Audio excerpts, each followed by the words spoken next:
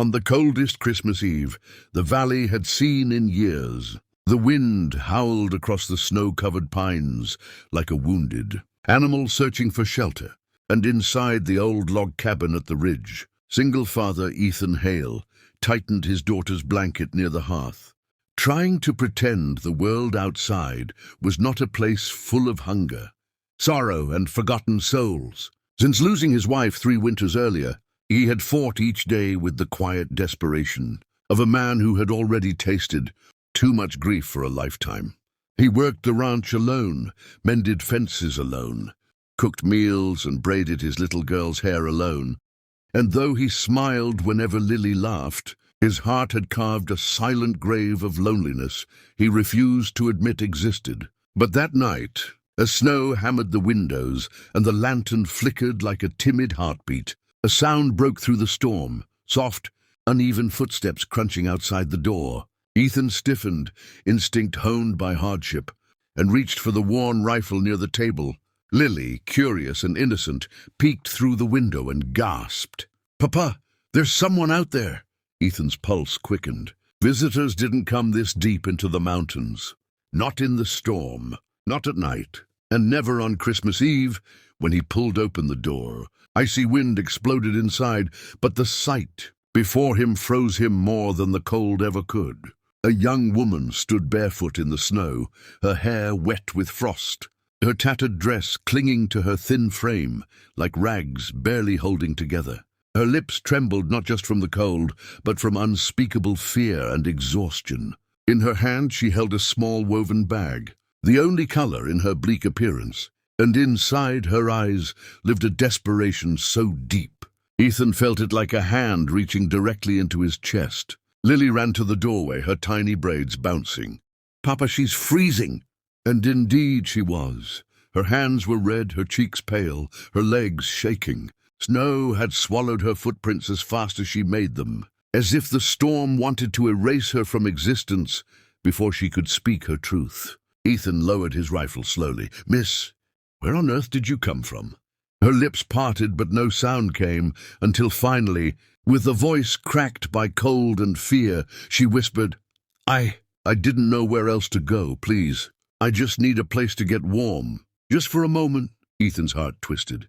She looked like someone who had endured miles of hardship, someone who hadn't eaten properly for days, someone who had run from something far worse than a snowstorm. He stepped aside without another word, and the woman collapsed into the warm cabin air as if surrendering to the only kindness she had seen in years. Lily rushed to fetch blankets, while Ethan knelt beside the stranger, noticing bruises on her wrists and dirt smudged into the seams of her dress, hints of a life spent in fear. When she finally spoke again, her voice trembled. "My name is Clara, and I'm running from a man who said I belonged to him." Ethan felt a protective fire ignite inside him, a fire he hadn't felt since the day he lost his wife. Clara's eyes filled with tears as she stared at the warm cabin, the flickering lantern, the little girl offering her a blanket, with a smile pure enough to break any heart. "I thought I would die out there," Clara whispered. "But something told me to keep walking toward the light." Ethan swallowed hard, feeling something stir deep within him, something he hadn't dared feel in years. "Well," he murmured gently, "you found the right place," as the fire warmed her. Frozen hands and Lily curled beside her as if she had always belonged. Ethan realized that destiny sometimes arrived not with bright ribbons and joyful songs, but in rags on the doorstep, on the very night when miracles were said to be born. And though he didn't yet understand why, a quiet, powerful truth settled into his heart. She hadn't just come for warmth. She had come to change everything. The storm raged through the night, but inside the cabin a different warmth began to bloom, when born not from the firewood crackling in the hearth, but from the fragile threads of trust slowly weaving between 3 people who had never expected to share a Christmas Eve. Clara slept deeply for the first time in months, curled under Ethan's wool blankets, her breathing finally steady, her face soft and unguarded, no fear, no flinching, just the peace of someone who had outrun her nightmares for at least one night. Ethan sat by the dying fire long after Lily drifted off beside him, watching the snow slam against the window as if trying to reclaim the woman it had nearly buried. He didn't know her whole story yet, but he knew enough. The bruises, the fear in her eyes, the way she held her bag like it carried the last pieces of her soul. As dawn pushed weak light through the frost-covered glass, Clara awoke with a gasp, as if expecting to be back in the place she had escaped. But Lily's gentle touch on her arm pulled her into the present.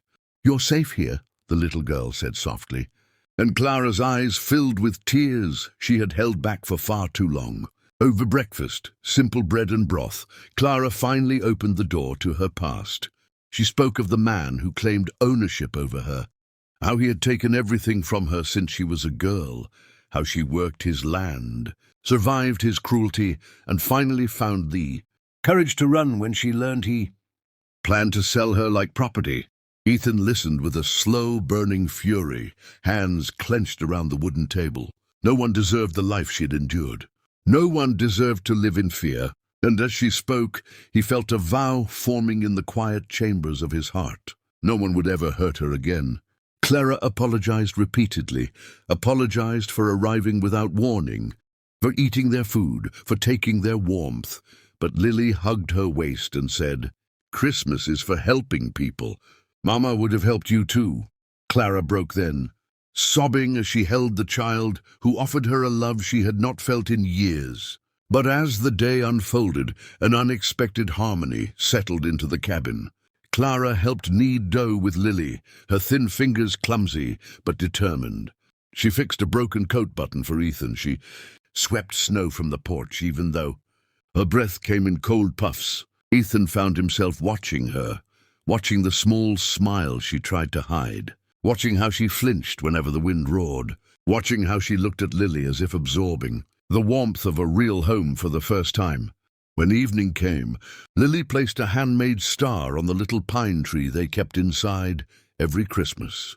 She turned to Clara and said, "You should make a wish." Clara hesitated, then touched the small star with trembling fingers. "I wish," she whispered, "for a place where I'm not afraid to wake up." Ethan's breath caught at the raw truth in her voice. After dinner, he walked out onto the porch, needing a moment to scatter the storm building inside him. He expected Clara to rest, but minutes later she stepped out, wrapped in Lily's old shawl. Snowflakes drifted lazily now, the storm nearly spent. "I can leave tomorrow," she said softly. "I don't want to cause trouble." Ethan turned sharply. "You're not leaving," he said before he could stop himself. And Clara's startled eyes met his. He softened his tone. "Not until you're safe. Not until you have somewhere real to go. And if you don't—" His voice faltered as he searched for words he hadn't spoken since his wife died. "Then stay. Stay here." Clara swallowed hard, her heartbeat thundering in her chest. "Why would you offer that to someone like me?" Ethan stepped closer, the lantern between them casting gold across the snow. "Because you walked through a storm that should have killed you. Because you protect yourself even when you're broken. Because Lily hasn't smiled this much in months. And because," he hesitated, surprised by his own honesty, "because when you stepped through that door last night, something felt different, like the house wasn't empty anymore." Clara's breath trembled in the icy night, and for the first time in years she didn't feel cold. She felt seen. She felt human. She felt wanted. As the final snowflakes drifted under the lantern glow, Ethan gently placed his coat around her shoulders, and Clara closed her eyes, overwhelmed. "You're the miracle I waited for," he whispered, not meaning to say it aloud, but unable to hold it back. Clara looked up at him, tears catching the lamplight. "And you're the first home I've ever known." The night settled around them like a blessing, and inside the cabin, Lily watched through the window with a smile, as if she already knew. Christmas had brought her exactly what she needed too, not just a mother figure, but the beginning of a family healed by love, hope, and a miracle that arrived in rags.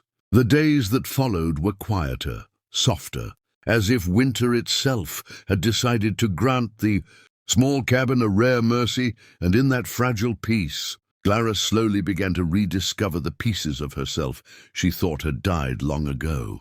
She moved carefully at first, uncertain if she truly belonged there, always offering to help, always apologizing when she thought she had done too little. But Ethan watched her with a patient, steady warmth that made her shoulders ease a little more each day. Lily clung to her as though she had always been part of their home, proudly showing her how to feed the chickens, how to braid Doll's hair, and how to listen for the soft groaning of the old pine trees when a new storm was coming. Clara learned the rhythm of the house, how Ethan hummed under his breath when he chopped wood, how Lily talked to her toys as if they understood every word, how the fire crackled, louder at night when the wind curled around the cabin walls like a guardian spirit. But even as comfort seeped into her bones, shadows of fear still lingered deep inside her. Some nights she woke gasping from nightmares, trembling violently until Ethan, from the other room, called out gently, "You're safe here, Clara." And she believed him, not because she had to, but because his voice carried a truth she had never known from any man before. One morning, while she was hanging snow-damp clothes by the fire, she caught Ethan watching her with an expression she couldn't read, an expression full of quiet longing, gratitude, and something softer than she dared name. She froze, unsure what to do, but he only said, "The house feels different when you're in it, warmer." Her heart stumbled painfully in her chest. She wanted to answer, wanted to say that she felt the same, but the memories of the man who had controlled her life wrapped around her throat like iron chains. Ethan seemed to sense her hesitation and stepped back respectfully, his voice low. "You don't owe me anything. You don't have to feel anything you're not ready for." Those words, gentle, patient, free of demand, were the first gift of love she had ever received. That afternoon, as the sun cast orange fire across the snowy fields, Clara walked outside with Lily, who held her hand tightly. "Papa likes you," Lily said suddenly, with childish innocence that pierced Clara's heart. "He smiles more now." Clara knelt beside her, brushing a snowflake from the girl's cheek. "I like him too," she whispered, realizing only after she spoke how deeply true it was. That evening, when Ethan returned from the woods carrying chopped logs, he found Clara waiting by the door, her hands pressed nervously together. "There's something I need to say," she began, her voice trembling. "I don't know what tomorrow brings. I don't know if the man who hurt me will try to find me again, but I'm not running anymore. Not from him, and not from this." Ethan stepped toward her slowly, giving her every chance to pull away. She didn't. "Clara," he whispered, "you don't have to run. You have a place here, a home, if you want it." Tears glimmered in her eyes, but they weren't tears of fear. They were tears of finally breathing again. "I do want it," she breathed. "More than anything." Lily ran to them, wrapping her small arms around both their legs. And in that moment something shifted, something fragile yet fiercely powerful, like a new future taking its first breath. Snow fell softly outside, the world hushed and glowing, as if blessing the three souls standing at the doorway of a life they never expected. And Clara, for the first time in years, stepped forward without fear, knowing she wasn't alone. Knowing that this Christmas miracle wasn't just survival, it was the beginning of a family destined to heal each other one day at a time.